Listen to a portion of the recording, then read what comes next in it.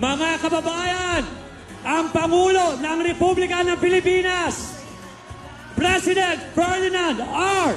Marcos Jr.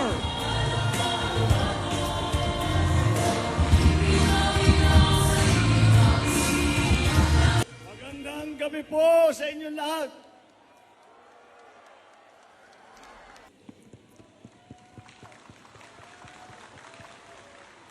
Alam niyo po, noong nakaraang linggo, dumalo ko sa mga parangal at nakipagdaupang palad sa ating mga kababayang taglay na kagitingan ng lahing Pilipino. Sa bantayog ng SAF 44, naalala ko ang tapang ng ating lahi. Silang nauubusan ng bala pero hindi nauubusan ng lakas ng loob. Sa inaugurasyon ng Lung Center of the Philippines, Lung Transplant Program, nakasalimuha ko ang mga walang takot na mga frontliner natin na sa harap ng rumaragasang COVID-19 pandemic ay hindi nagpatinag. Sa loob ng Barasoyan Church sa Malolos, sumariwa sa aking isipan ang pag-igit ng ating mga bayani na ang kalayaang nakamit ay hindi na maaaring bawiin. Sa pagyapak ko sa ating mga PWD na atleta na naghakot ng medalya sa Asian Para Games, nadama ko ang diwang ng paglulupig sa anumang balikid. Sa pagbukas ng higanteng petrochemical plant sa Batangas, tumambad sa akin ang sipag at talino ng mga Pilipinong manggagawa at mga nangangalakal. Bakit ko po isinasalaysay itong ngayon bilang pamungad ko na pananalita? Sapagat po, sa gitna ng pagdududa na walang pag-asa ang bayang ito, sila ang nagpapawalang bisa sa mga maling haka-haka at paniniwala. Sa negatibismo na tila bumabalot sa ating bansa, na binabaluktot ang ating kakayahang umusbong. Ang mga nababanggit ko, mga bayani, ang patunay na kahit gaano kahirap ang hadlang, kaya nating umudlan at magwagi. Sa ating mga kapwa Pilipino na mababa ang tingin sa kanilang sarili at kakayahan, ang mga nababanggit kong huwarang Pilipino ang itataas ang ating noo kahit kanino. Sa mga makakasarili na pilit tayong hinahatak sa landas na tayo-tayo at prinsipyong kanya-kanya, ang mga nabanggit kong huwarang Pilipino ang patunay na may tagumpay kung sama-sama tayong nangangarap at sabay-sabay tayong kumilos. Sa totoo lang, sa bayang ito, hindi po mabibilang ang dami ng mga katulad nila, mga tanglaw na di kayang takpan ng kadiliman. My fellow Filipinos, it is in the spirit of our race's resolve to surmount odds, overcome difficulties, and triumph over fears that we gather here today. We face a complex and changing world. It calls for a united response that would make our nation strong, our economy sound, and our children's future secure. We cannot meet these challenges if no common purpose energizes us.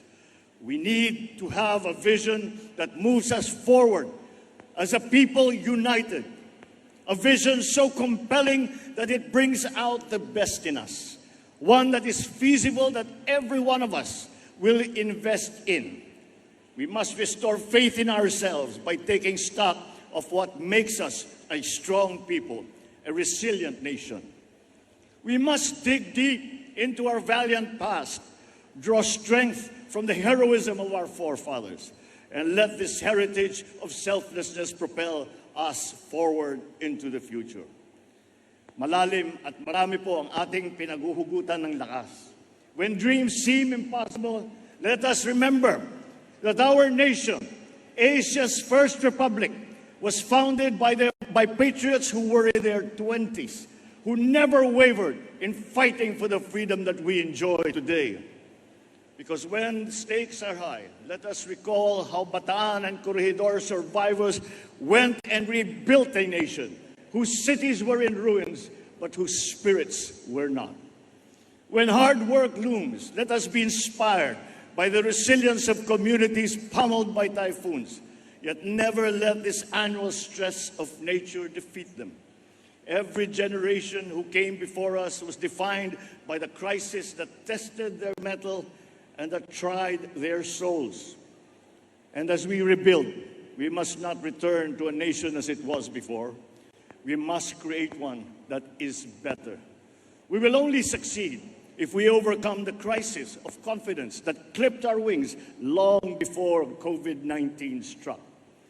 We have to begin by restoring faith in ourselves, belief in our strengths, and trust in our institutions. Only then can we have confidence to bravely confront whatever tomorrow brings. Ang balakid na nakakahambalang sa ating pag-unlad ay ang kawalang tiwala natin sa ating mga sarili, sa ating mga institusyon. Bakit marami sa atin ay napakababaw ng pagtingin sa ating kakayahan? Bakit naging marupok ang paggalang sa mga batas at alituntunin? Simpleng batas trapiko, hindi nasusundan. Ang kalat, itinatapon kung saan-saan. Uso pa rin ang palakasan, talamak ang palusot. Gustong makalamang, ayaw lumaban ng patas. Hindi pwedeng ibunto ng sisi sa taong bayan paulit-ulit na pinangangkuan, pero hindi natutupad na pangako. Hindi natin pwedeng sumbatan ang masang biniguna ng maraming beses. Kaya ilang beses ko na itatanong sa aking sarili, paano ba natin hihilumin ang pagtatampo ni Juana at Juan de la Cruz? Paano natin ibabalik ang tiwala nila sa gobyerno, sa kanilang sarili, sa ating kinabukasan? Paano ba natin bubuhayin ang pananalig nila na kaya natin ang mga hamong parating?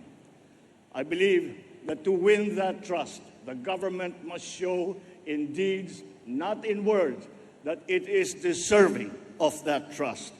Government must lead by example, not by empty exhortation, but in ways that inspire confidence to our people, so they too will believe that the greatness they deserve is at hand.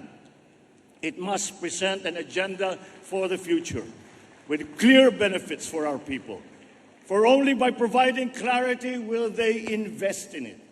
We must craft a blueprint for progress, a plan that inspires hope and promises change, because without one, we will be inflicting the old and outmoded views on our people, denying them the benefits that innovation and that empowerment will bring. We now have that plan, the Philippine Development Plan of 2023 to 2023. Binalangkas ito ng lahat ng mga departamento ng ating gobyerno. Nagtoka ng mga gawain, nagkasa sa bawat sektor, sa bawat sulok ng ating bansa, upang sama-sama tayong bumangon muli.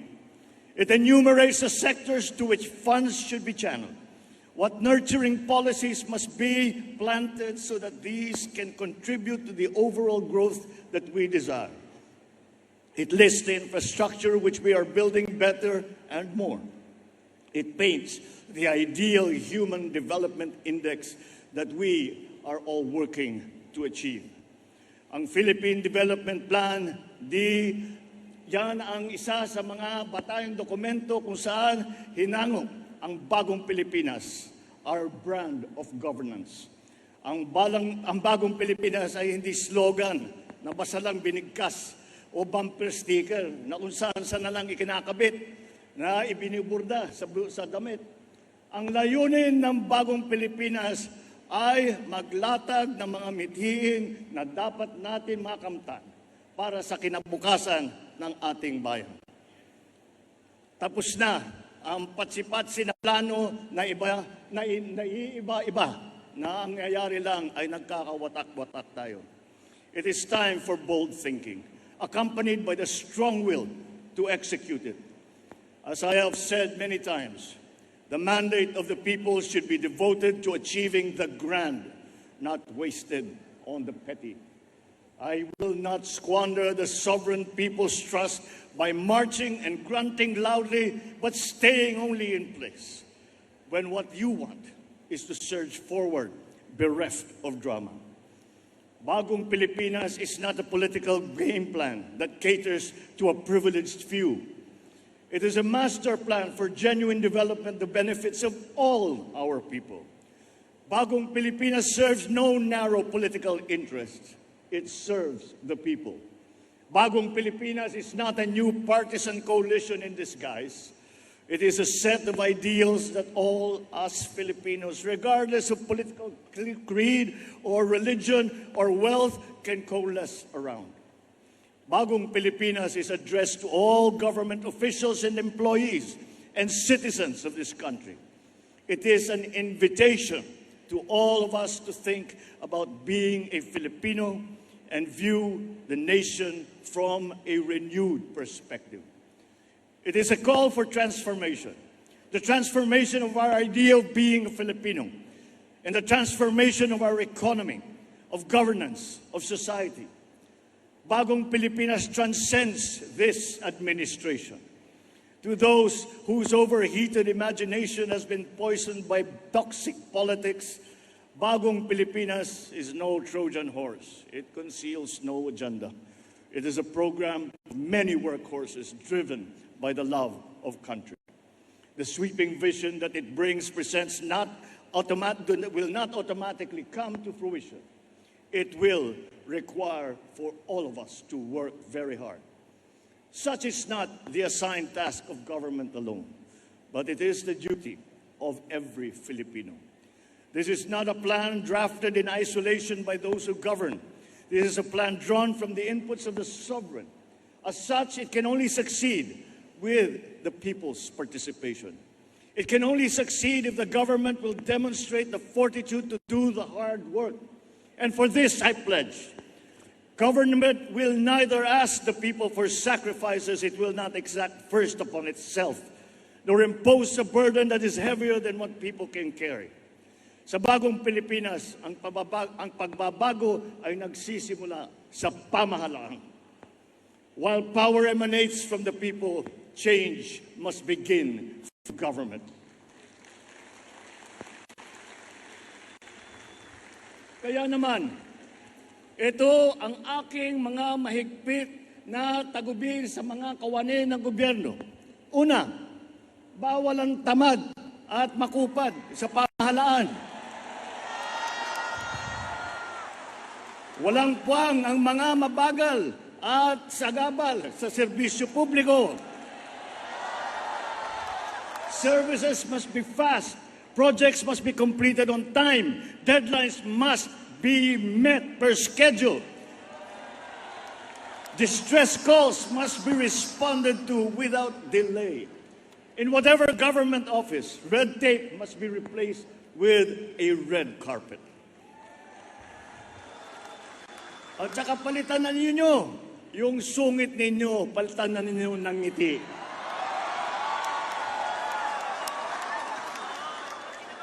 Complex requirements and the processing time must be reduced. Pangalawa, bawal ang mga hindi tapat at nangungulumbat. Kapag pera ng bayan ang nawala dahil sa katiwalian, ang mga taong paglalaanan sana ng pondong naglaho ay nananakawan. Sa Bagong Pilipinas, bawal ang waldas. Ang paghahanda, lalo na ang paggugol ng budget ng bayan, ay bukas sa publiko at hindi kinukubli.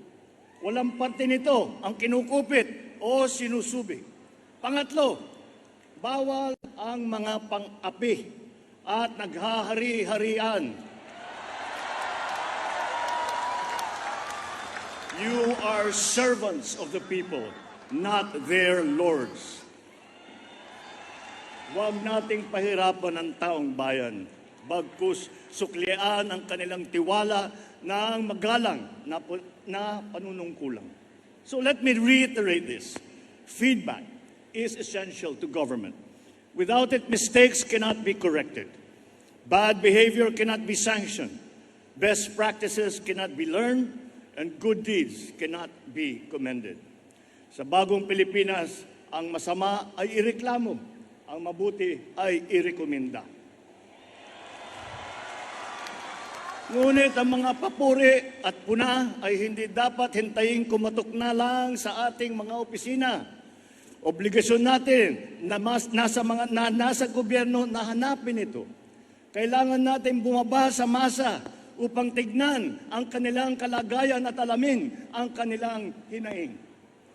Huwag iasa ang pagpisil sa kanilang pulso sa mga report lamang.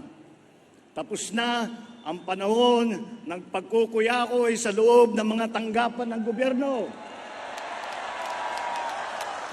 Halimbawa, imbis na suriin ang isang suliranin sa walang katapusan baliktatan ng mga tao sa gobyerno, bakit hindi lang magkaroon ng konsultasyon sa mga naapektuhan? Sa Bagong Pilipinas, ang mga mamamayan ay dapat ligtas. Ligtas sa krimen, ligtas sa kalamidad. Sa mga pulis, ating mga bumbero, tiyakin ninyo na agarang pagresponde sa bawat tawag at sumbong. Ngunit, ang pinakamahalagang dapat bawasan ay ang dami ng tawag at sumbong sapagkat nangangahulugan ito na bumababa na ang bilang ng krimen. Ang inyong sigasig ay susuklian natin ng suporta of ample resources to move, to communicate, and to solve the problems that we are faced with, including tools to prevent a different kind of stealing. When contents of e-wallets are picked by cyber criminals, when their dirty hands reach our children through computer screens, we will boost the defenses of our people and communities against calamities. More than paying tribute to their resilience, we must provide them with resources. Sa Bagong Pilipinas, una ang kabataan dahil prioridad ang kanilang kinabukasan. Pangangalaga sa kalikasan ang pangunahin nilang pagkakabalahan. The reforms that we envision for our educational system should be showcased in our classrooms. The gist of which is this: a learner with books on their table, a well-trained, highly motivated, well-paid teacher in front of them, teaching a curriculum carefully created to our needs under a setting wired to the digital world. Sa gitna nito, ang sentro ng ating pagsisikap, isang batang natututo. To learners who are hungry, we will provide meals because one cannot feed the mind habang umugong ang kanilang mga tiyan. Through Bagong Pilipinas, we will meet our greatest obligation to our youth, to mold them into critical thinkers, problem solvers, and visionaries for their country. Panahon na rin upang bayaran ang ating utang sa mga magsasaka at mangingisda. Those who feed the nation, but ironically cannot feed their own family. Nagbabadya ang El Nino, ngunit babahain natin ang agrikultura ng mga programang nababawas na perwisyong dulot nito. Sisiguraduhin natin na hindi malulunod ang mga pinagpaguran ng ating mga kababayan sa kanayunan. We are expanding our irrigable lands. We are increasing farm support across the board for all crops. We are incentivizing urban gardening, including turning idle lands into vegetable plots. We will no longer tolerate smuggled food that impoverishes our domestic producers and puts our consumers at risk. The ultimate objective is to make food affordable to all. And one way to achieve this is to make it accessible to consumers. We are addressing trading and transport bottlenecks. Itinigil din natin ang katotohanan sa pagkokotong sa daan at sa pantalan sapagkat ang tong ay nagiging presyong ipinapatong sa mga mamimili. Sa mga barangay, ang kaayusan at kalinisan ay gawin nating tuloy-tuloy. Ang bawat bakanteng lupa sa inyong nasasakupan ay gawing halaman at gulayan. Sa mga barangay at SK official, maging modelo kayo ng isang tunay na mabuting mamamayan. May takot sa Diyos, may hiya sa kapwa, at nangangalaga ng kapaligiran at kalikasan.